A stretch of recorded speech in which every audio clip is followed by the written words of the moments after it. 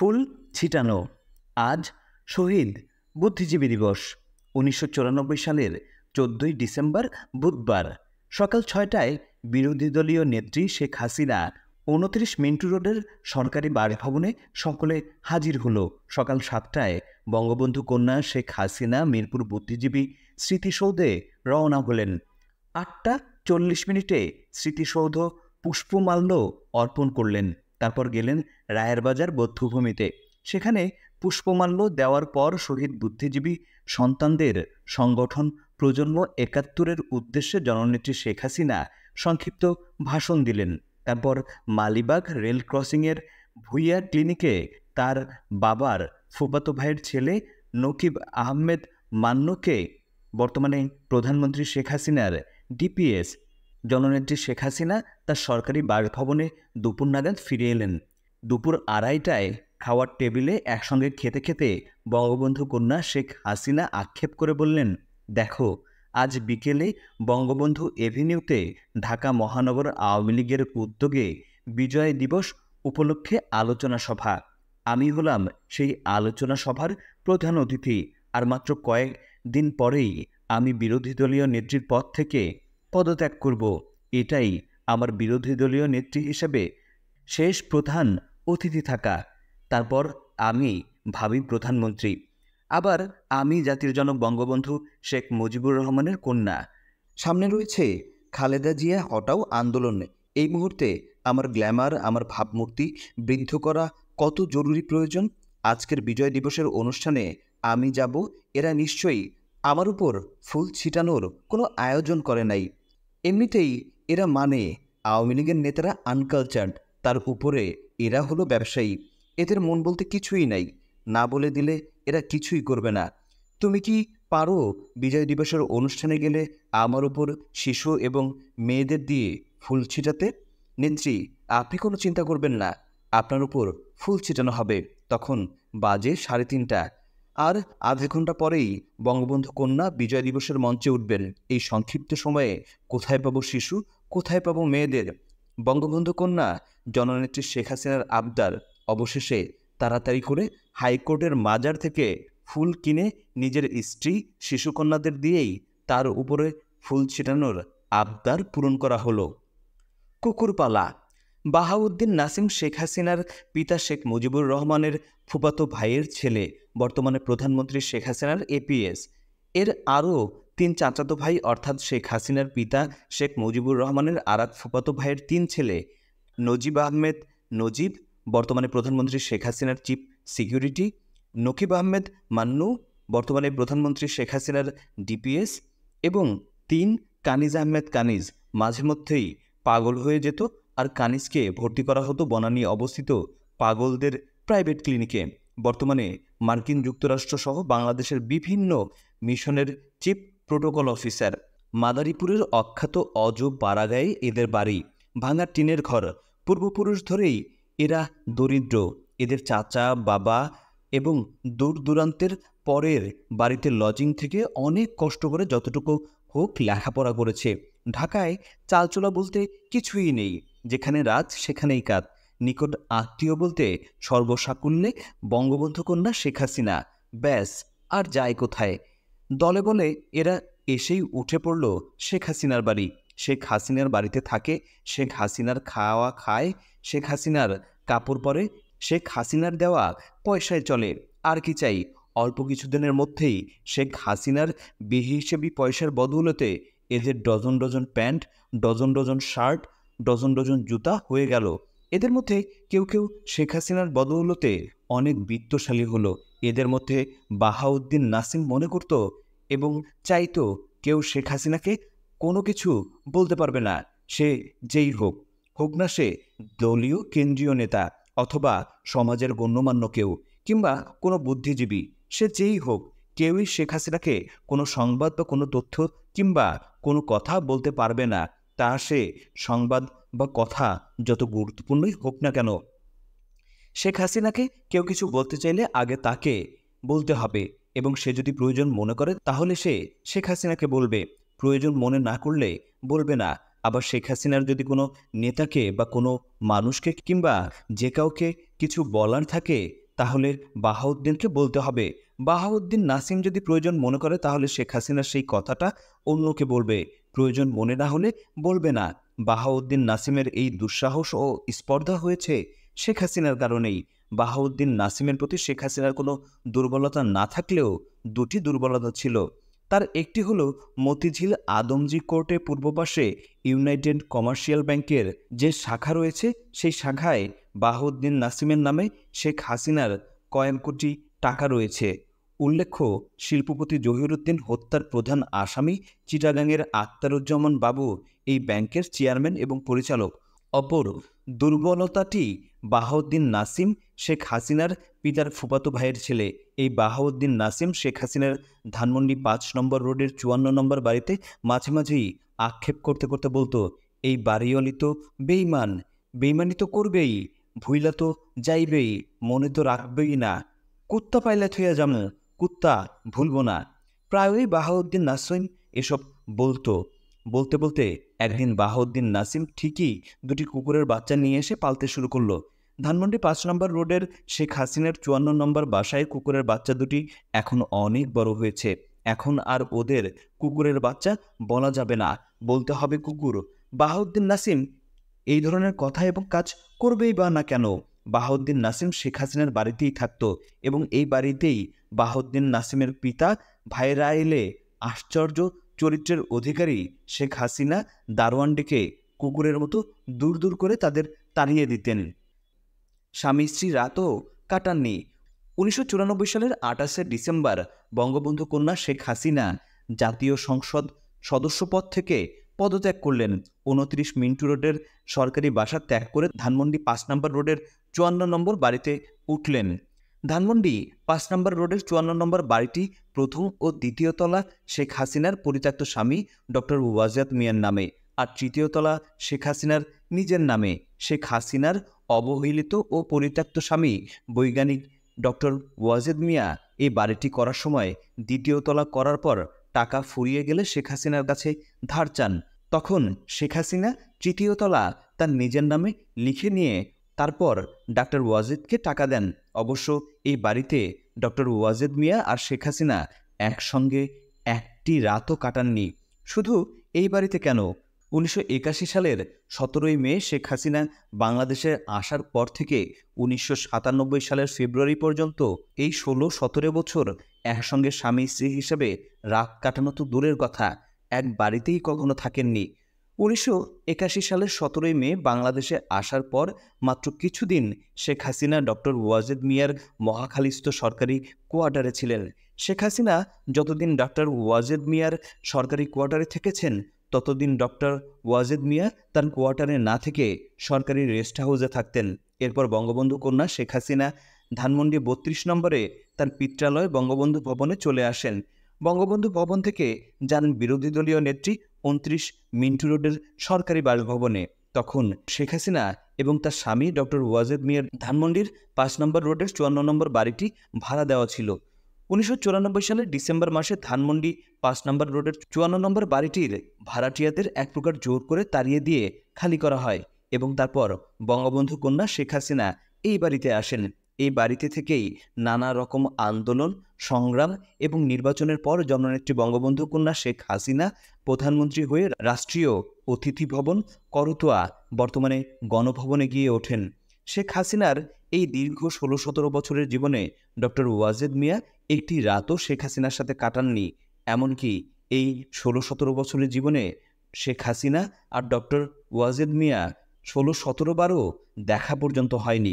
তবে হঠাৎ হঠাৎ মাঝে মধ্যে কদাচিৎ উদ্ভ্রান্তের মতো ডক্টর ওয়াজেদ মিয়া এসে হাজির হতেন, কিন্তু তিনি শেখ হাসিনার পক্ষ থেকে কোনো প্রকার আদর আপ্যায়ন পেতেন না।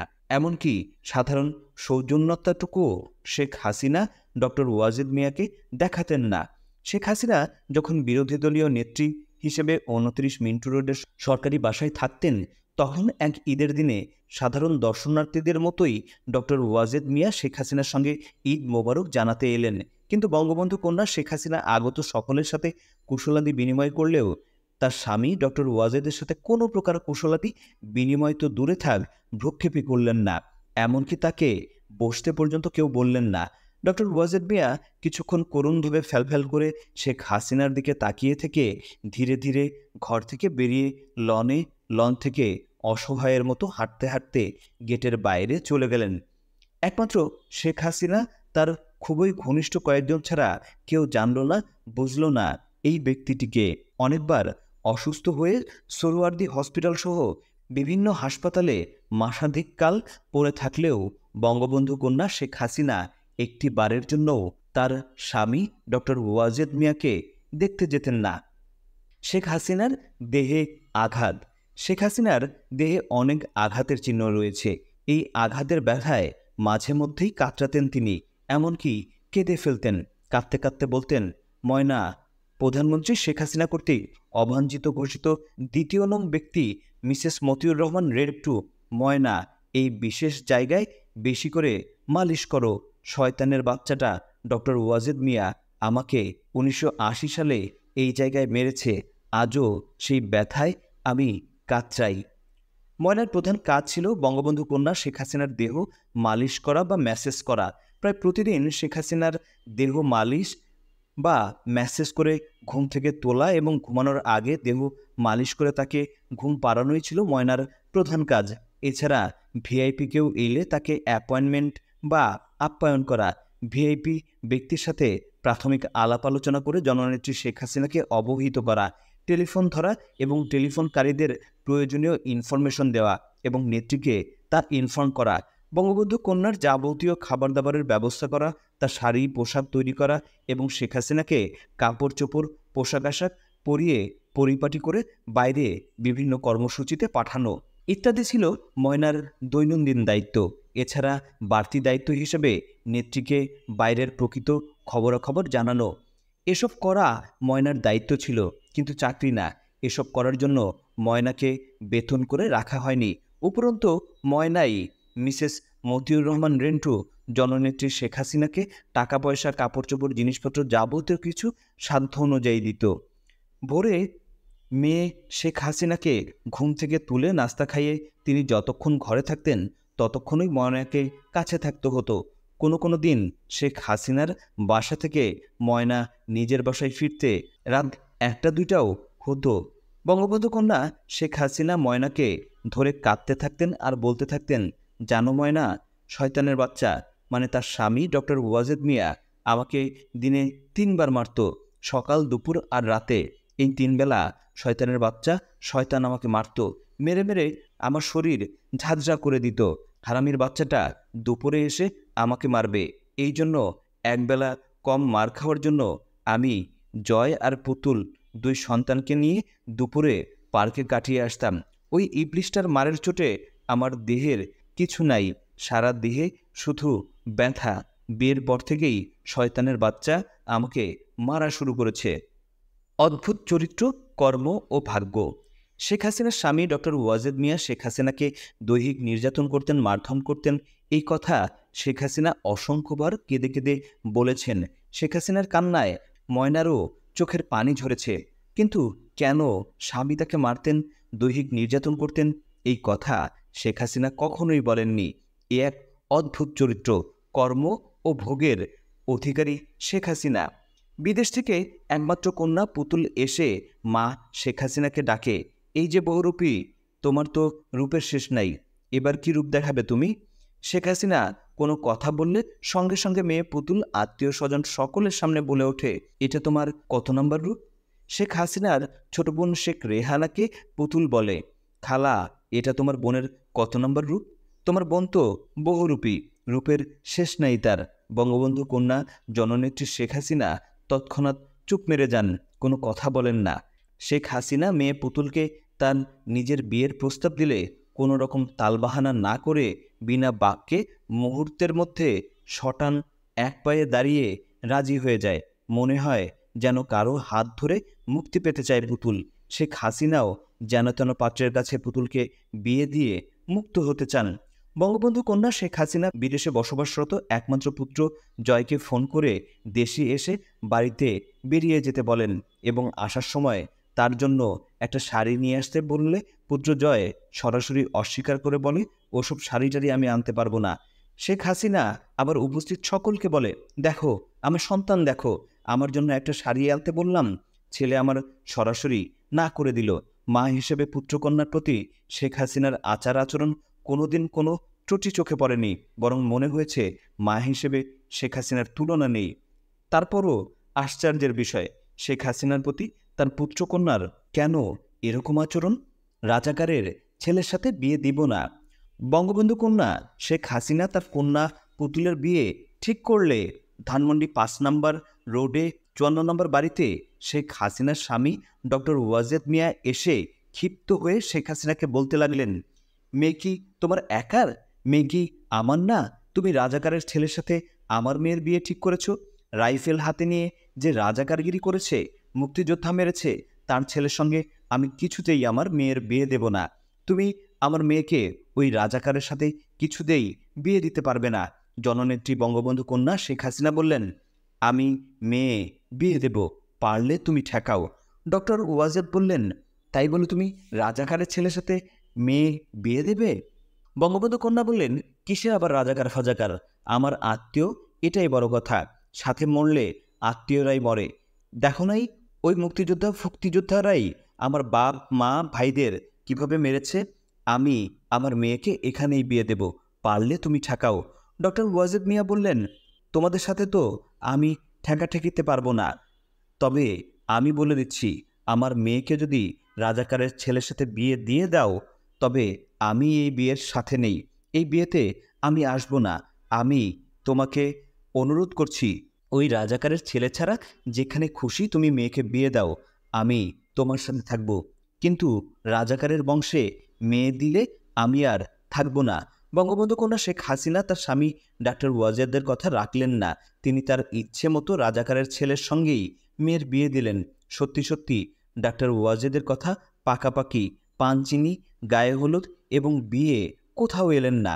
শুধু বিয়ের অনুষ্ঠানে প্রধানমন্ত্রী বেগম খালেদা জিয়ার সঙ্গে ৩-৪ মিনিটের জন্য এসে আবার খালেদা জিয়ার সঙ্গেই চলে গেলেন। তিনি কারো সাথে কোনো কথা বললেন না, কেউ তার সঙ্গে কোনো কথা বলল না। বিয়ের খুঁটিনাটি থেকে শুরু করে যাবতীয় যা আয়োজন তা সিংহভাগই করতে হয়েছে আমাদের।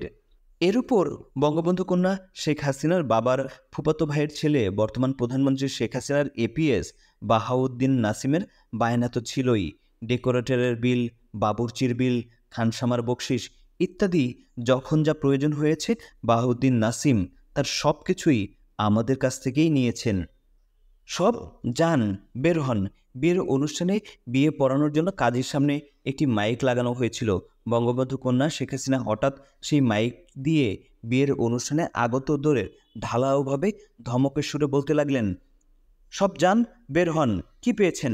তামাশা পেয়েছেন? এখনই এই জায়গা থেকে চলে যান, নইলে অসুবিধা হবে।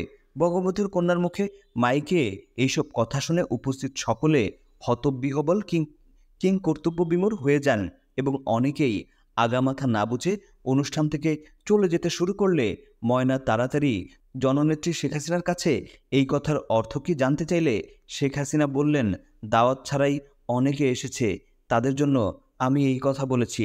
এরপর ময়না নিমন্ত্রিত অতিথিদের অনেককে বোঝাবার চেষ্টা করেছে, কিন্তু তাতে কোনো ফল হয়নি। অধিকাংশ নিমন্ত্রিত অতিথিই না খেয়ে চলে যায়। বিয়ের সকল অনুষ্ঠান শেষ, সকলেই চলে গেছে। শুধু বর আর বরের আত্মীয় স্বজনরা রয়েছে। বঙ্গবন্ধু কন্যা শেখ হাসিনা তার কন্যা পুতুলকে বরের গাড়িতে তুলে দিয়ে ময়নাকে জড়িয়ে ধরে কান্নায় ভেঙে পড়লেন। তারপর জননেত্রী শেখ হাসিনা ময়নাকে বললেন, ময়না, আজ আর তুমি আমাকে ছেড়ে যেও না। বিয়ের অনুষ্ঠানস্থল সংসদ ভবন চত্বর থেকে শেখ হাসিনার সঙ্গে আমাদের একমাত্র সন্তান ৫ বছরের স্বর্ণলতাকে সাথে নিয়ে ধানমন্ডি ৫ নম্বর রোডে শেখ হাসিনার ৫৪ নম্বর বাড়িতে চলে এলাম। বাড়িতে এসে বাইরের কাপড় প্যান্টে সবাইকে নিয়ে মাটিতে গোল হয়ে বসে জননেত্রী বঙ্গবন্ধু কন্যা শেখ হাসিনা ময়নাকে বললেন, ময়না, তোমরা যা করলে তোমাদের ঋণ জীবনেও শোধ করা যাবে না, কোনোদিন তোমাদের ভোলা যাবে না, কোনোদিন তোমাদের ভুলব না। আমার মেয়ে স্বর্ণলতাকে দেখিয়ে বললেন, ও তো পেটে থাকতেই আমাকে ভালোবাসে। অবশ্য এসব কথা বঙ্গবন্ধু কন্যা শেখ হাসিনা আজ নতুন বলছেন না, এর আগেও অনেকবার এসব কথা তিনি বলেছেন। 1,37,00,000 টাকা। 10ই জানুয়ারি 1995 জাতির জনক বঙ্গবন্ধু শেখ মুজিবুর রহমানের স্বদেশ প্রত্যাবর্তন দিবস। ধানমন্ডি 32 নম্বরের বঙ্গবন্ধু ভবনে বঙ্গবন্ধুর প্রতিকৃতিতে পুষ্পস্তবক অর্পণ করে রামমোহন দাসের নামে রেজিস্ট্রি করা লাল রঙের নিশান পেট্রোল জিপে করে ফিরে আসছেন বঙ্গবন্ধু কন্যা শেখ হাসিনা। তার সঙ্গে তার পাশে বসে আছে তার একমাত্র সঙ্গী ড্রাইভার জালাল। গাড়ি চালাচ্ছে, গাড়ি চলছে। ড্রাইভার জালাল বঙ্গবন্ধু কন্যা শেখ হাসিনাকে জিজ্ঞেস করলো, আপা, মেয়র হানিফ এলো না ফুল দিতে? বঙ্গবন্ধু কন্যা শেখ হাসিনা জবাব দিলেন, কে জানে। বঙ্গবন্ধুর প্রতিকৃতিতে ফুল দেওয়ার জন্য ওকে কমবার ফোন করি নাই। শয়তানটা পাত্তাই দেয় না। 1,37,00,000 টাকা খরচ করে নিমক হারামটাকে আমি মেয়র বানিয়েছি। তোমরা তো সব জানো, সবই দেখেছো, সবই করেছো। কত কষ্ট করেছি আমি। আসলে যে দল থেকে একবার চলে যায় তাকে আর দলে নেওয়া উচিত না। ও মেয়র হওয়ার জন্য আমার সাথে বেইমানি করে স্বৈরাচারী এরশাদকে বাপ ডেকে এরশাদের পার্টিতে চলে গেছিল। সেইখানে ছ্যাঁক খেয়ে আবার আমার কাছে ফিরে যখন আসলো তখনই বেইমানটারে নেওয়া উচিত ছিল না। কিন্তু কি যে হইল, কি মনে করে যে আবার নিলাম। শয়তানটা আমার সাথে এত বড় বেইমানি করবে বুঝতে পারি নাই। বুঝলে কি আর এই কাম করি। নেত্রী এখন নামাজ পড়ছেন। বঙ্গবন্ধু কন্যা শেখ হাসিনা 1994 সালের শেষ মুহূর্তে ধানমন্ডি 5 নম্বর রোডের 54 নম্বর বাড়িতে উঠেই 1995 সালের জানুয়ারির প্রথম থেকেই জোরে সোরে লাগাতার আন্দোলন, সংগ্রাম, হরতাল, পদযাত্রা ইত্যাদি শুরু করলেন। দুপুর 2টা থেকে মহাখালী পর্যন্ত পদযাত্রা শুরু হলো। অর্থাৎ টঙ্গী থেকে সবাই পায়ে হেঁটে মহাখালী যাবেন। মহাখালীতে মঞ্চ তৈরি করা আছে। পদযাত্রা শেষে এই মঞ্চ থেকে বঙ্গবন্ধু কন্যা শেখ হাসিনা ভাষণ দেবেন।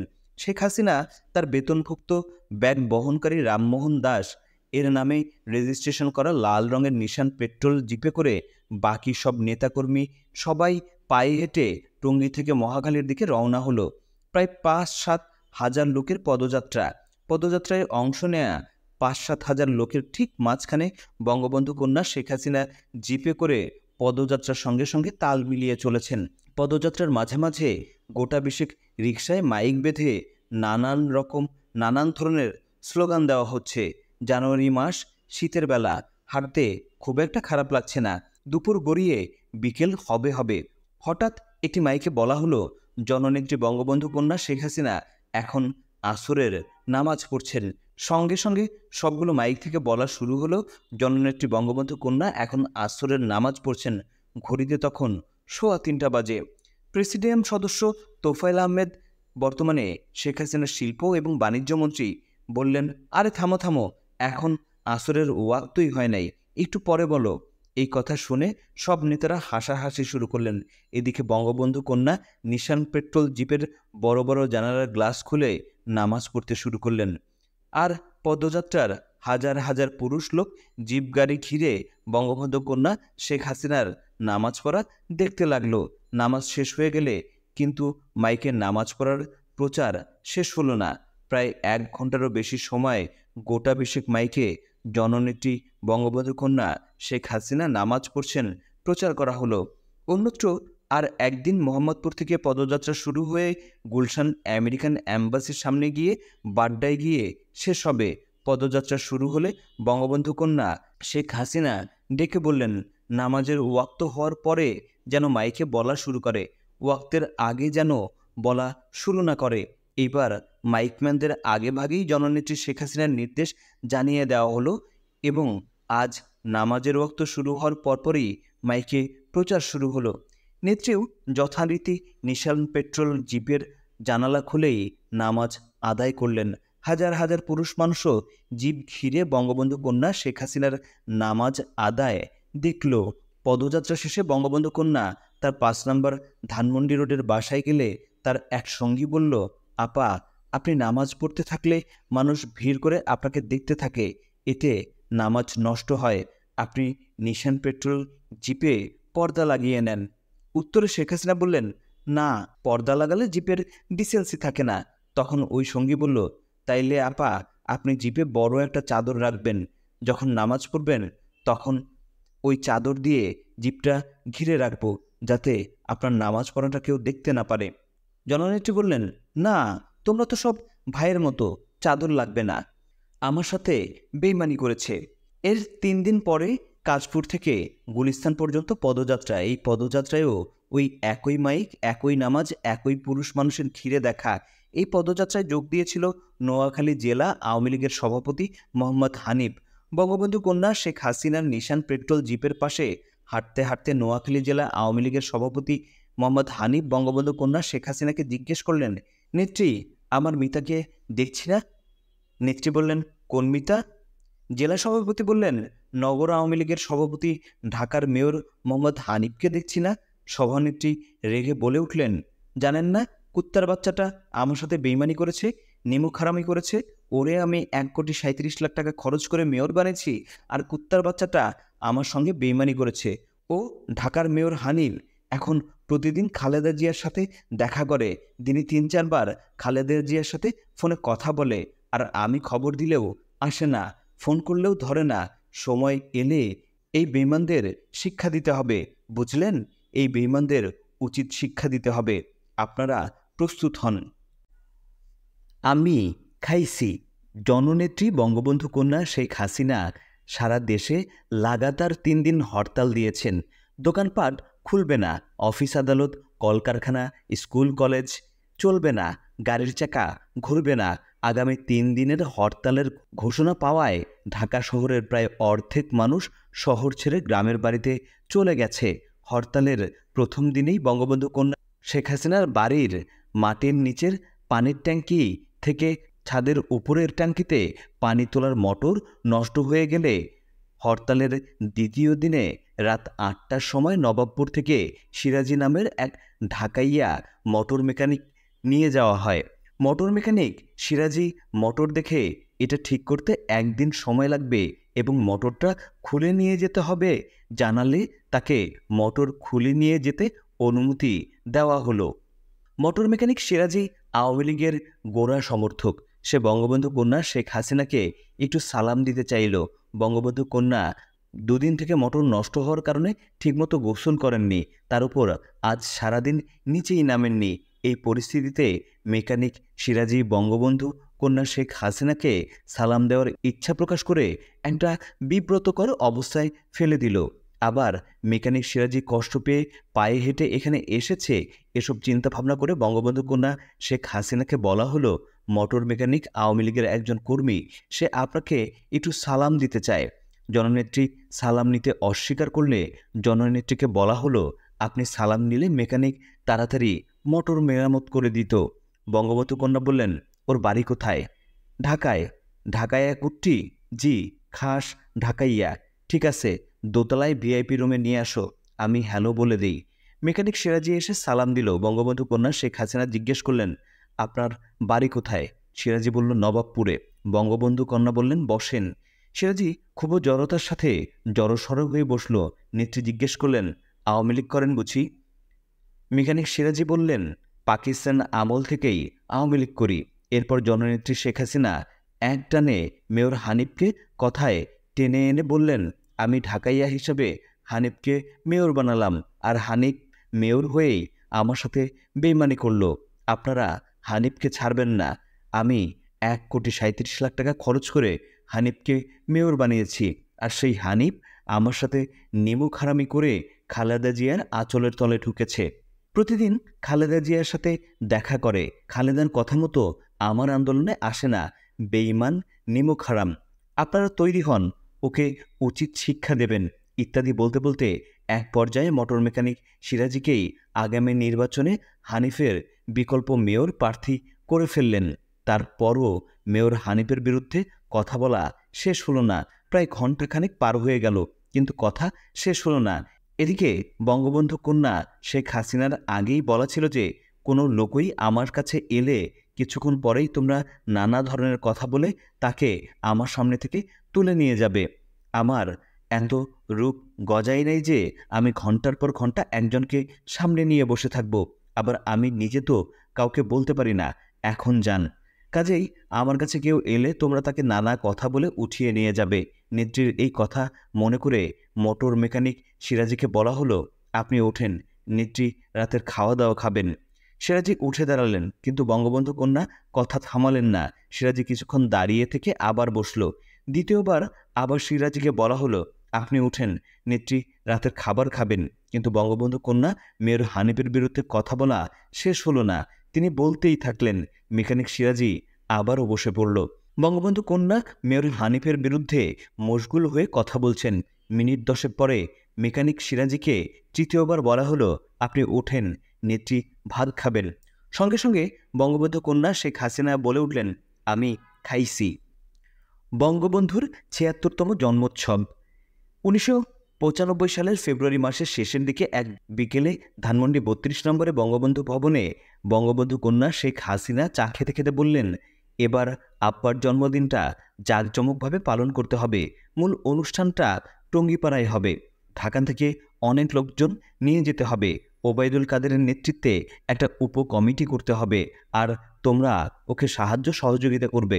মোট কথা, আব্বার ৭৬তম জন্মদিনটা আকর্ষণীয় করে রাখতে হবে। ১ মার্চ ১৯৯৫ সন্ধ্যাবেলায় ধানমন্ডি ৬ নম্বর রোডের আওয়ামী লীগ ফাউন্ডেশন অফিসে আওয়ামী লীগের কেন্দ্রীয় কমিটির বৈঠক বসল। বৈঠকে ওবায়দুল কাদেরের নেতৃত্বে উপকমিটি করে ৩ দিনব্যাপী কর্মসূচি নেওয়া হলো। কর্মসূচির প্রথম দিন ১৭ই মার্চ টুঙ্গিপাড়া সকাল ৭টায় জাতির জনক বঙ্গবন্ধু শেখ মুজিবুর রহমানের মাজারে পুষ্পমালা অর্পণের মাধ্যমে দিবসের কর্মসূচি শুরু হবে। ওই দিনের কর্মসূচির দ্বিতীয় পর্যায়ে সকাল ৮টায় শিশু কিশোরদেরকে মিষ্টি বিতরণ করবেন জননেত্রী বঙ্গবন্ধু কন্যা শেখ হাসিনা। এরপর বিকাল ৩টায় গেমাডাঙ্গা হাই স্কুল মাঠে আলোচনা সভা শেষে লাঠি খেলা। কর্মসূচির দ্বিতীয় দিনে অর্থাৎ ১৮ই মার্চ ঢাকায় আওয়ামী লীগের কেন্দ্রীয় কার্যালয়ের সামনে সন্ধ্যা ৭টায় সাংস্কৃতিক অনুষ্ঠান এবং কর্মসূচির তৃতীয় দিন ১৯শে মার্চ বিকেল ৩টায় বঙ্গবন্ধু এভিনিউয়ে জনসভা। জাতির জনক বঙ্গবন্ধু শেখ মুজিবুর রহমানের ৭৬তম জন্মদিনের কর্মসূচি বাস্তবায়ন করার জন্য জাতির জনক বঙ্গবন্ধু শেখ মুজিবুরের কন্যা শেখ হাসিনার প্রত্যক্ষ তত্ত্বাবধানে সকল প্রকার প্রস্তুতি পুরোদমে এগিয়ে চলছে। এবারের টুঙ্গিপাড়া কর্মসূচিতে একটু নতুনত্ব থাকবে। সেই নতুনত্ব হলো, ঢাকা থেকে সপাচেক যুবক টুঙ্গিপাড়ায় নিয়ে যাওয়া হবে। এই যুবকদের প্রত্যেককে দেওয়া হবে ইউনিয়ন কাপড়ের নতুন ফুলহাতা সাদা শার্ট। এই শার্টের পকেটে এমব্রয়ডারি করে লেখা থাকবে, জাতির জনক বঙ্গবন্ধু শেখ মুজিবুর রহমানের ৭৬তম জন্মোৎসব। জাতির জনক বঙ্গবন্ধু কন্যা জননেত্রী শেখ হাসিনা ঢাকা থেকে আগত অতিথিদের টুঙ্গিপাড়ায় স্বাগত জানানোর জন্য ১৫ই মার্চ ১৯৯৫ টুঙ্গিপাড়ায় চলে এলেন। ১৬ই মার্চ ওবায়দুল কাদেরের নেতৃত্বে ঢাকা থেকে যুবকরা এলো। তবে ৫০০ যুবক ঢাকা থেকে নিয়ে আসার কথা থাকলেও মোটামুটি ২-৩০০ যুবক ওবায়দুল কাদের নিয়ে এসেছে। সেই সাথে আরও কিছু অতিথি ঢাকা থেকে এসেছে। জাতির জনক বঙ্গবন্ধু কন্যা শেখ হাসিনা আগত সকল অতিথিদের স্বাগত জানালো। ঢাকা থেকে আগতদের গোপালগঞ্জ সরকারি সার্কিট হাউস, টুঙ্গিপাড়া উপজেলা কোর্ট ও কার্যালয় সহ বিভিন্ন জায়গায় রাতে থাকা ও খাওয়ার ব্যবস্থা হলো। পরের দিন ১৭ই মার্চ সকাল ৭টার মধ্যে টুঙ্গিপাড়ায় জাতির জনক বঙ্গবন্ধু শেখ মুজিবুর রহমান ও মাজার ও বাড়িতে সকলে এসে হাজির হলো। পূর্বের সিদ্ধান্ত অনুযায়ী ইউনিয়ন কাপড়ের ইস্ত্রি করা নতুন ফুলহাতা শার্ট পরে ওবায়দুল কাদেরের প্রায় ৩০০ যুবক দাঁড়িয়ে আছে। সকাল ৭:১৭টায় জাতির জনক বঙ্গবন্ধু শেখ মুজিবুর রহমানের মাজারে পুষ্পস্তবক অর্পণ করলেন জাতির জনক বঙ্গবন্ধু শেখ মুজিবুর রহমানের কন্যা শেখ হাসিনা, তারপর অন্যান্য নেতৃবৃন্দ এবং অতিথিগণ। এরপর শিশু কিশোরদের পুষ্পস্তবক অর্পণ। কিন্তু একমাত্র মিসেস মতিউর রহমান রেন্টুর একমাত্র কন্যা স্বর্ণলতা ছাড়া অন্য কোনো শিশু ঢাকা থেকে আসেনি। আর টুঙ্গিপাড়া গ্রাম থেকে যে সকল শিশু কিশোর মিষ্টি নেওয়ার জন্য এসেছে তাদের সকলেই প্রায় বিবস্ত্র। মাঝে মাঝে যদিও এক আধজনের গায়ে বস্ত্র আছে, তবে সে বস্ত্র এতই ছেঁড়া এবং মলিন যে তা বিবস্ত্র মনে হয়। কাজেই বিবস্ত্র শিশু কিশোরদের পুষ্পস্তবক অর্পণ করতে না দিয়ে শিশু কিশোরদের পক্ষ থেকে একমাত্র সবেদন নীলমণি স্বর্ণলতাকে জাতির জনক বঙ্গবন্ধু শেখ মুজিবুর রহমানের মাজারে পুষ্পস্তবক অর্পণ করতে হলো। হ্যাঁ, ভিডিওটা সুন্দর হতো এরপর জাতির জনক বঙ্গবন্ধু শেখ মুজিবুর রহমানের জন্মদিনের দ্বিতীয় কর্মসূচি শিশু কিশোরদের মাঝে মিষ্টি বিতরণ। মিষ্টি বিতরণ করবেন জাতির জনক বঙ্গবন্ধু শেখ মুজিবুর রহমানের কন্যা শেখ হাসিনা।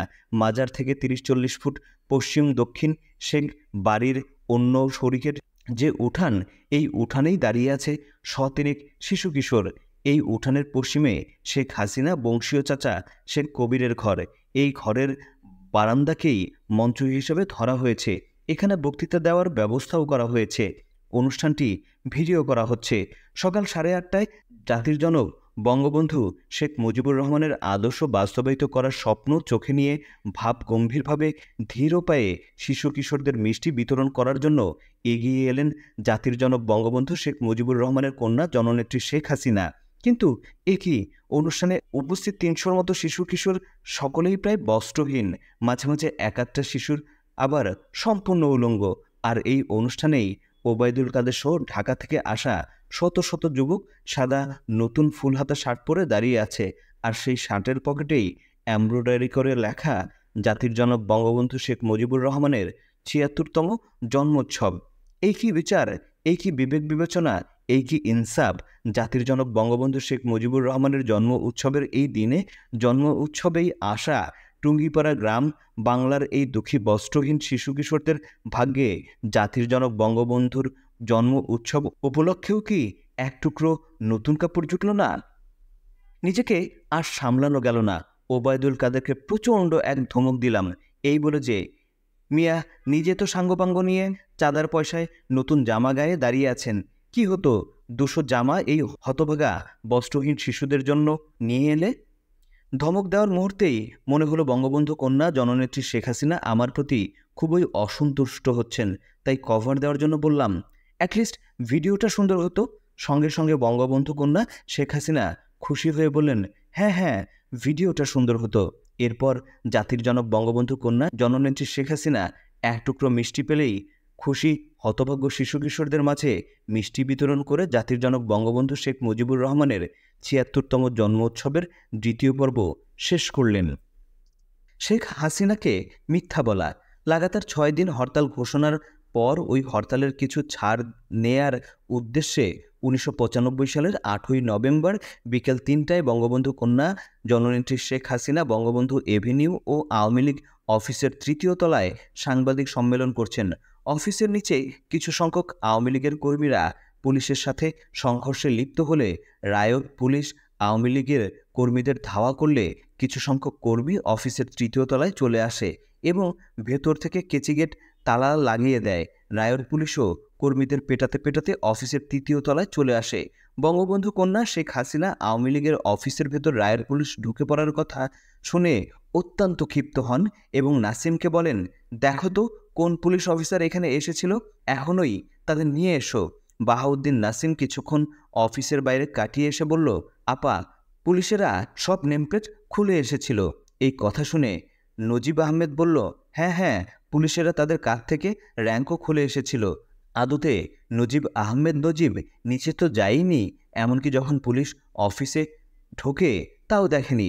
আসলে নাসিমের মিথ্যের সাথে তাল মিলিয়ে নজিব নিজের মিথ্যে জুড়ে দিয়ে বঙ্গবন্ধু কন্যা শেখ হাসিনাকে বুঝিয়ে দিল, আমিও অ্যাকশনে বা কাজে নিয়োজিত আছি। আর নাসিম যেহেতু মিথ্যা বলেছে, তাই নজিবের মিথ্যাকেও সমর্থন করা গেল। বঙ্গবন্ধু কন্যা জননেত্রী শেখ হাসিনা এই মিথ্যেকে সত্য বলে ধরে নিলেন এবং পুলিশের আইজির বিরুদ্ধে মামলা করতে বললেন। আওয়ামী লীগের দপ্তর সম্পাদক সিদ্দিকুর রহমান এই ব্যাপারে একটি মামলা করল। মামলাটি বর্তমান ঢাকা চিফ মেট্রোপলিটন ম্যাজিস্ট্রেটের আদালতে বিচারাধীন। আওয়ামী লীগের সিদ্ধান্তের গুরুত্ব। 1995 সালের চাঁদপুর পৌরসভার নির্বাচনে আওয়ামী লীগের মনোনীত চেয়ারম্যান প্রার্থীর বিরুদ্ধে আওয়ামী লীগের সিদ্ধান্ত উপেক্ষা করে আওয়ামী লীগ যুবলীগের এক কর্মী চেয়ারম্যান প্রার্থী হয় এবং যুবলীগের এই কর্মী আওয়ামী লীগ প্রার্থীকে পরাজিত করে চাঁদপুর পৌরসভা চেয়ারম্যান নির্বাচিত হয়ে যায়। আওয়ামী লীগের সিদ্ধান্ত উপেক্ষা করে আওয়ামী লীগ মনোনীত প্রার্থীর বিরুদ্ধে যুবলীগ কর্মীর নির্বাচনে প্রার্থী হওয়াকে কেন্দ্র করে ধানমন্ডি 8 নম্বরে আওয়ামী লীগ ফাউন্ডেশন অফিসে আওয়ামী লীগ কেন্দ্রীয় কার্যনির্বাহী কমিটির বৈঠক বসে। আওয়ামী লীগ সভানেত্রী শেখ হাসিনার সভাপতিত্বে অনুষ্ঠিত এই বৈঠকে দলীয় শৃঙ্খলা রক্ষার বিষয়কে গুরুত্ব দেওয়া হয় এবং বিস্তারিত আলোচনা করা হয়। আলোচনায় বিশেষ গুরুত্ব সহকারে বলা হয়, আওয়ামী লীগের সিদ্ধান্তের প্রতি বৃদ্ধাঙ্গুলি দেখিয়ে দলীয় শৃঙ্খলা ভঙ্গ করে আওয়ামী লীগ প্রার্থীর বিরুদ্ধে যুবলীগ কর্মীর নির্বাচনে প্রার্থী হওয়ায় দলীয় শৃঙ্খলা রক্ষার প্রয়োজনে শাস্তিযোগ্য অপরাধ। যদিও যুবলীগ প্রার্থী নির্বাচনে বিজয়ী হয়ে পৌরসভার চেয়ারম্যান হয়েছে, তবুও তাকে শাস্তি দেওয়া অত্যন্ত জরুরি। কেননা সামনে জাতীয় সংসদ নির্বাচন। যুবলীগ কর্মী এবং বর্তমানে চাঁদপুর পৌরসভার চেয়ারম্যানকে দলীয় শৃঙ্খলা ভঙ্গের অপরাধে দৃষ্টান্তমূলক শাস্তি না দিলে সংসদ নির্বাচনেও অনেকেই আওয়ামী লীগ মনোনীত প্রার্থীর বিরুদ্ধে দলীয় শৃঙ্খলা ভঙ্গ করে প্রার্থী হয়ে যাবে ইত্যাদি বিস্তারিত আলোচনার পর শেখ হাসিনার সভাপতিত্বে অনুষ্ঠিত বৈঠকে আওয়ামী লীগ কেন্দ্রীয় কার্যনির্বাহী কমিটির সর্বসম্মতিক্রমে যুবলীগ কর্মীর চাঁদপুর পৌরসভার নবনির্বাচিত চেয়ারম্যানকে সংগঠন থেকে বহিষ্কার করার সিদ্ধান্ত নেয়। পরদিন সকালে শেখ হাসিনার চাচাতো ভাই শেখ নাসেরের চতুর্থ ছেলে শেখ হেলালের চতুর্থ ভাই ২০-২২ বছরের যুবক শেখ রুবেল ধানমন্ডি ৫ নম্বর শেখ হাসিনার বাসায় এসে বঙ্গবন্ধু কন্যা আওয়ামী লীগ সভানেত্রী শেখ হাসিনাকে বলল, আপা, তুমি চাঁদপুর পৌরসভার চেয়ারম্যানকে মালা দিয়ে বরণ করে নাও। শেখ হাসিনা বললেন, না, ওকে বহিষ্কার করব। শেখ রুবেল বলল, ও সবাইকে হারাইয়া চেয়ারম্যান হইছে, ওকে মালা না দিয়া বহিষ্কার করবা? কও কি? জলদি ওরা ডাইকে আইনা গলায় মালা দিয়া মিষ্টি খাওয়াও। আওয়ামী লীগ সভানেত্রী বঙ্গবন্ধু কন্যা শেখ হাসিনা বললেন, দূর, গতরাতেই তো আওয়ামী লীগ কেন্দ্রীয় ওয়ার্কিং কমিটির সিদ্ধান্ত নিয়েছে ওকে বহিষ্কার করার। শেখ রুবেল বলল, রাখো তোমার ওয়ার্কিং কমিটির কথা তুমি শুনো না। ওরা কি জানে বেচারা জিতে আইছে, কোথায় বাহবা দিবা তা না, এমন উল্টা কথা। বড়পা, তুমি চেয়ারম্যান হিসেবে অভিনন্দন পাঠাও। আওয়ামী লীগ সভানেত্রী বঙ্গবন্ধু কন্যা বললেন, তাইলে এক কাম করি, আগে বহিষ্কার করি, পরে বহিষ্কার প্রত্যাখ্যান করি। শেখ রুবেল বলল, দেখো, আমি তোমারে কইতাছি, এখনই চেয়ারম্যান হিসেবে অভিনন্দন জানাও আর ঢাকা আইনা মিষ্টি খাওয়াইয়া গলায় মালা দাও। সভানেত্রী শেখ হাসিনা বঙ্গবন্ধু কন্যা বললেন, তাইলে তো এখনই জিল্লুর রহমানকে বলতে হয়, নইলে আবার বহিষ্কারের চিঠি পাঠিয়ে দেবে। এতক্ষণে পাঠিয়ে দিয়েছি কিনা কে জানে। বলেই সঙ্গে সঙ্গে ফোন করে আওয়ামী লীগের সভানেত্রী বঙ্গবন্ধু কন্যা শেখ হাসিনা আওয়ামী লীগের সাধারণ সম্পাদক জিল্লুর রহমানকে বললেন, শোনেন, গতকাল রাতে ওয়ার্কিং কমিটি চাঁদপুর পৌরসভার চেয়ারম্যানকে বহিষ্কার করার যে সিদ্ধান্ত নিয়েছি, ওই চিঠিটা পাঠায়েন না, চেপে যান। এরপর শেখ রুবেল চলে যাওয়ার জন্য সিঁড়িতে নেমে এলে বঙ্গবন্ধু কন্যা শেখ হাসিনার বাবার ফুফাতো ভাইয়ের ছেলে নজিব আহমেদ নজিব শেখ রুবেলের পথ আগলে দাঁড়িয়ে বলে, এই রুবেল, চাঁদপুরের চেয়ারম্যানের কাছ থেকে কত টাকা নিয়েছিস? ভাগ দে। শেখ রুবেল বলল, দূর, দূরে সরো, যাইতে দাও। নজিব বলল, আমার ভাগ দে, নইলে যাইতে দিমু না, বড় অপারে কইয়া দিমু। শেখ রুবেল বলে, পরে নিও, এখন হাতে পাই নাই। নজিব বলে, ঠিক আছে, আমারে দিবি তো? হ্যাঁ, দিমু। জনতাকে শান্ত থাকার বক্তৃতা। ১৯৯৫ সালের ২৪শে আগস্ট পুলিশ নিরাপদে বাড়ি পৌঁছে দেওয়ার নাম করে ইয়াসমিন নামক এক ১৪ বছরের কিশোরীকে দিনাজপুর যাওয়ার পথে ধর্ষণ ও হত্যা করে। এই খবর জানাজানি হয়ে গেলে পত্রপত্রিকায় প্রকাশ হলে দিনাজপুরের মানুষ বিক্ষুব্ধ হয়ে ওঠে এবং দিনাজপুরের মানুষ পুলিশের বিরুদ্ধে মিছিল মিটিং শুরু করলে বঙ্গবন্ধু কন্যা শেখ হাসিনা দিনাজপুর জেলা আওয়ামী লীগের সভাপতি অ্যাডভোকেট আব্দুর রহিম সহ কয়েকজন জেলা নেতাকে অনতিবিলম্বে জরুরি ভিত্তিতে ঢাকায় তলব করেন। অ্যাডভোকেট আব্দুর রহিম সহ দিনাজপুরের ৫ নেতা ঢাকা এসে ৩২ নম্বর ধানমন্ডি বঙ্গবন্ধু ভবনের লাইব্রেরি রুমে বিকেল প্রায় ৫টা পর্যন্ত বঙ্গবন্ধু শেখ হাসিনার সঙ্গে রুদ্ধতার বৈঠক করেন। বঙ্গবন্ধু ভবনের এই বৈঠকে বঙ্গবন্ধু কন্যা শেখ হাসিনা আপনা আপনি শুরু হওয়া দিনাজপুরবাসীর এই আন্দোলনকে যে কোনো কিছুর বিনিময়ে প্রচণ্ড বিক্ষোভে রূপ দিয়ে বিস্ফোরণ ঘটানোর পরামর্শ ও নির্দেশ দেন। বঙ্গবন্ধু কন্যা জননেত্রী শেখ হাসিনা বলেন, দিনাজপুরবাসীর এই বিক্ষোভ নির্দলীয় খোলসে রেখে খালেদা জিয়া সরকারের বিরুদ্ধে এই গণবিক্ষোভ আরও বেগবান, আরও চাঙ্গা করে গণ অভ্যুত্থান সৃষ্টি করে খালেদা সরকারের পতন ঘটাতে হবে। এখন আর ঢাকার দিকে চেয়ে থাকলে চলবে না, এখন দিনাজপুর থেকেই শুরু করতে হবে এবং ঢাকায় এসে শেষ করতে হবে। প্রতিদিন প্রতি মুহূর্তে পুলিশের সঙ্গে সংঘর্ষ করতে হবে, লাশের পর লাশ ফেলতে হবে, পুলিশের লাশও ফেলতে হবে, যত টাকা পয়সা লাগে নিয়ে যান, তবুও এই কর্মসূচি বাস্তবায়ন করতে হবে। ওই পুলিশের মাঝে লোক আছে যাদের টাকা পয়সা দিলে গুলি করে মানুষ মেরে লাশের স্তূপ লাগিয়ে দেবে। পুলিশের সাথেও কন্ট্রাক্ট করবেন, টাকা পয়সা দিবেন। মনে রাখবেন, যদি এগুলো সফল করতে পারেন তাইলেই কেবলমাত্র ক্ষমতার মুখ দেখতে পারবেন, নইলে জীবনে আর আওয়ামী লীগকে ক্ষমতা নিতে পারবেন না। সারা দেশে যদি এইসব দাঙ্গা হাঙ্গামা লুটতরাজ খুনখারাবি ছড়িয়ে দিতে পারেন, তবেই একমাত্র যদি ক্ষমতার মুখ দেখেন। ইয়াসমিন মুইরা এসব ঘটানোর একটা সুযোগ কইরা দিছে, এখন এটাকে কাজে লাগান। মনে রাখবেন, এসব অবশ্যই হতে হবে নির্দলীয় ব্যানারে। আওয়ামী লীগ নামে বিন্দু বিসর্গও যেন না আসে, ফাল দিয়েও কেউ যেন মঞ্চে উঠে যাবেন না।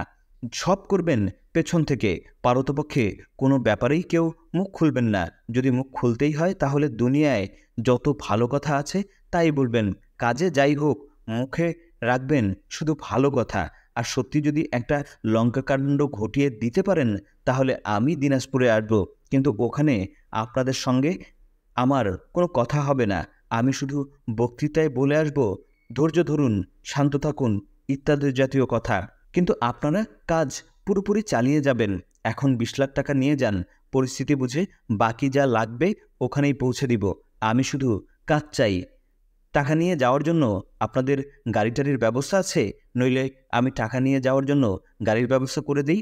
অ্যাডভোকেট আব্দুর রহিম সহ অন্যান্য নেতারা বঙ্গবন্ধু কন্যার কাছ থেকে বিদায় নিয়ে বঙ্গবন্ধু ভবন ত্যাগ করে চলে গেল।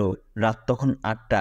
ওদিকে দিনাজপুরের অপরাধী পুলিশ ইয়াসমিন হত্যাকাণ্ড ধামাচাপা দেওয়ার চেষ্টা করলে দিনাজপুরের জনতা আরও বিক্ষুব্ধ হয়ে ওঠে।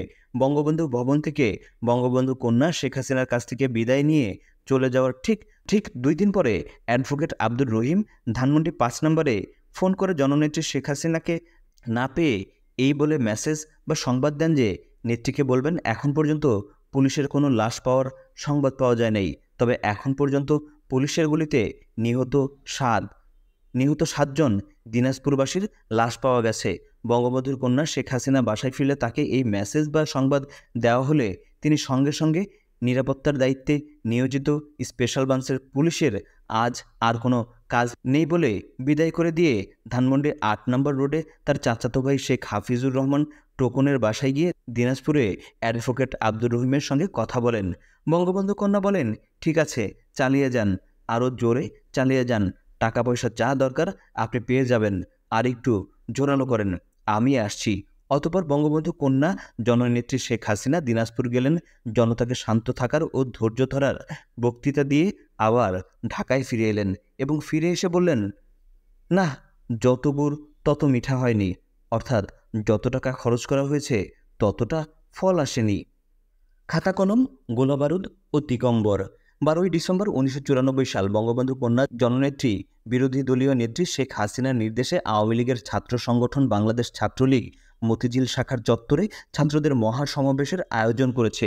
মাত্র কয়েকদিন আগেই প্রধানমন্ত্রী বেগম খালেদা জিয়া এই মতিঝিল শাপলা চত্বরেই বিএনপি এর ছাত্র সংগঠন জাতীয়তাবাদী ছাত্রদলকে দিয়ে ছাত্রদের মহাসমাবেশ করেছেন। ছাত্রদলের এই মহাসমাবেশে প্রধানমন্ত্রী বেগম খালেদা জিয়া বক্তৃতায় বলেছেন, বিরোধী দলের মোকাবেলা করার জন্য ছাত্রদলই যথেষ্ট। ছাত্রদলের ওই মহাসমাবেশের পাল্টা মহাসমাবেশ হিসেবে বঙ্গবন্ধু কন্যা বিরোধী দলীয় নেত্রী শেখ হাসিনা আজকের এই ছাত্রলীগের মহাসমাবেশ আয়োজন করেছেন এবং বেগম খালেদা জিয়ার ওই বক্তৃতার পাল্টা জবাব হিসেবে শেখ হাসিনা আজ বক্তৃতা দেবেন। বঙ্গবন্ধু কন্যা বিরোধী দলীয় নেত্রী শেখ হাসিনা বিকাল 4:15 মঞ্চে উঠলেন। আজকের এই ছাত্রলীগের মহা সমাবেশের মঞ্চে একটা বিশেষ এবং উল্লেখযোগ্য দিক হলো, কেবলমাত্র ছাত্রলীগের নেতারা এবং একমাত্র বঙ্গবন্ধু কন্যা শেখ হাসিনা ছাড়া অন্য কোনো আওয়ামী লীগ নেতাদের বসার ব্যবস্থা হলো না। বঙ্গবন্ধু কন্যা শেখ হাসিনা ছাত্রলীগের নেতাদের দ্বারা পরিবেষ্টিত হয়ে মঞ্চে বসলেন। আওয়ামী লীগের নেতারা মঞ্চের নিচ থেকে মঞ্চে উঠে বক্তৃতা দিয়ে আবার নিচে চলে গেলেন। বঙ্গবন্ধু কন্যা বিরোধী দলীয় নেত্রী শেখ হাসিনা তার বক্তৃতায় ছাত্রদের লেখাপড়ায় বিশেষ মনোযোগ দেওয়ার উদার আহ্বান জানালেন এবং মঞ্চে উপস্থিত ছাত্রলীগের নেতাদের হাতে খাতা কলম তুলে দিলেন। খাতা কলম তুলে দেওয়ার মুহূর্তে ফটো সাংবাদিকদের ক্যামেরা বারবার ঝলসে উঠল। তার পরের দিন দেশের প্রায় সবগুলো জাতীয় দৈনিক পত্রিকায় খাতা কলম তুলে দেয়ার ছবি ছাপা হলো এবং ছাত্রদের লেখাপড়ায় মনোযোগ দেওয়ার জন্য শেখ হাসিনার আহ্বানকে পত্রিকা শিরোনাম করা হলো। কিন্তু তার আগেই 9ই ডিসেম্বর 1994 সালে শুক্রবার বিকেল 3টায় ধানমন্ডি 32 নম্বরে বঙ্গবন্ধু ভবনের লাইব্রেরি কক্ষে বঙ্গবন্ধু কন্যা শেখ হাসিনা, ছাত্রলীগ নেতা অজয় কর পঙ্কজ, হিমাংশু দেবনাথ, জ্যোতির্ময় সাহা, ত্রিবেদী ভৌমিক এবং আলমসহ মোট 9 জনকে ডেকে এনে সামনের আন্দোলনে প্রয়োজন হবে বলে গোলাবারুদ ও অস্ত্রশস্ত্র কেনার জন্য নগদ 1 লক্ষ টাকা দিয়ে বঙ্গবন্ধু কন্যা বলেন, আগামী 28শে ডিসেম্বর জাতীয় সংসদ থেকে পদত্যাগ করার পর তোমরা ঢাকা শহরসহ সারা দেশে নজিরবিহীন ত্রাসের সৃষ্টি করবে। খালেদা জিয়ার পতন না হওয়া পর্যন্ত প্রতিদিন 5-10টা লাশ অবশ্যই ফেলতে হবে, নইলে খালেদা জিয়ার পতন হবে না। এর জন্য যত টাকা লাগবে তোমরা পাবে, টাকার কোনো অভাব হবে না। তোমরা গোলাবারুদ ও অস্ত্রশস্ত্রের বিশাল মজুদ গড়ে তুলবে, তবে ঢাকা বিশ্ববিদ্যালয়ে এই গুলি রাখবে না, কারণ ঢাকা বিশ্ববিদ্যালয়ে পুলিশ রেড করলে এই সকল অস্ত্রশস্ত্র ও বোমা আমাদের হাতছাড়া হয়ে যাবে। এইসব জিনিসপত্র বিশ্ববিদ্যালয়ের বাইরে নিরাপদ জায়গায় রাখবে। আর একটা দায়িত্ব তোমরা সিরিয়াসলি পালন করবে, সেটা হলো এই যে ইস্কার্টন গার্ডেন রোড এবং ইডেন কলেজ পশ্চিম পাশে যে কোয়ার্টারগুলো আছে সেগুলো সব সচিব উপসচিবদের। আমি হরতাল দিলেও এই সচিব উপসচিবরা পায়ে হেঁটে ঠিকই সচিবালয়ে যায়। এরপর যখন আমি হরতাল দিব তোমরা এদের বাসার কাছে ওত পেতে থাকবে, সেক্রেটারিরা হেঁটে হেঁটে সেক্রেটারিয়েটে যেতে থাকবে, প্রতিমধ্যে তোমরা ওদের কাপড় চোপড় খুলে ন্যাংটো করে ফেলবে। ছাত্রলীগ নেতারা বলল, আমাদের 2 গ্রুপে ভাগ করে দেন, এক গ্রুপ গোলাবারুদ অস্ত্রশস্ত্রের দায়িত্বে থাকবে, আর এক গ্রুপ সচিবদের উলঙ্গ করার দায়িত্বে থাকবে। বঙ্গবন্ধু কন্যা শেখ হাসিনা তখন আলমকে সচিবদের ন্যাংটা করার দায়িত্ব দিলেন। এরপর অনেক হরতাল যায়, কিন্তু সচিবদের ন্যাংটা করা হয় না।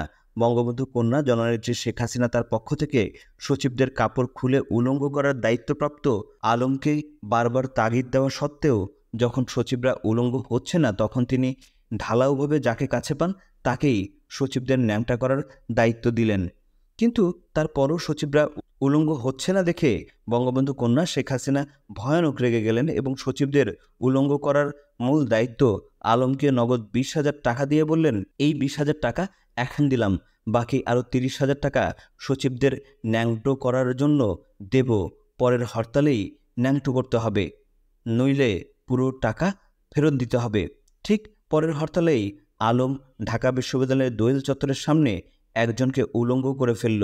ধানমন্ডি 5 নম্বর রোডের 54 নম্বর বাড়িতে বঙ্গবন্ধু কন্যা জননেত্রী শেখ হাসিনার কাছে এই উলঙ্গ করার সফলতার সংবাদ পৌঁছালে তিনি খুশিতে মিষ্টি খাওয়ানোর জন্য আলমকে ডেকে আনতে পাঠান, কিন্তু আলম ততক্ষণে পুলিশের হাতে ধরা পড়ে যায়। তার পরের দিন দেশের সকল সংবাদপত্রে দিগম্বর শিরোনামের ছবিসহ খবর ছাপা হয়। জানা যায় এই উলঙ্গ দিগম্বরের শিকার হওয়া ব্যক্তি একজন সচিব নন, তিনি বাংলাদেশের একজন অতি সাধারণ নাগরিক, গোবেচারা পাবলিক।